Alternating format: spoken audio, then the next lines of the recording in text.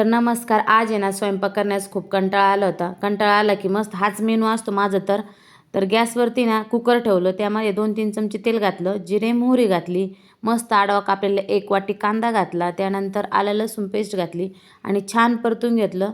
हिरवी मिरचीचे तुकडे पण घातले, 2 हिरव्या मिरच्या कापलेल्या आहे.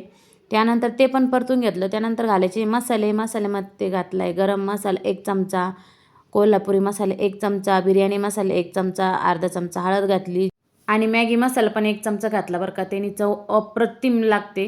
त्यानंतर कापलेला 1 बटाटा घातला, 1 टोमॅटो घातला, कोथिंबीर घातली चिरलेली आणि छान असं परतून घेतलं. आणि त्यानंतर घेतलं आहे 1 वाटी तांदूळ, अर्धा वाटी मसूर डाळ घेतली, 1 वाटी मुगाची डाळ घेतली. तर इथे आपण आहे ना मुगाची खिचडी करणार आहे पातळ अशी छान.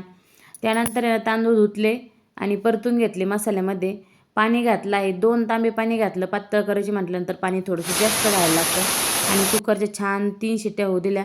3 शिट्ट्या झाल्यानंतर बघू शकता आपली इथं खिचडी एकदम लुसलुशीत आणि पातळ अशी खिचडी तयार झालेली आहे.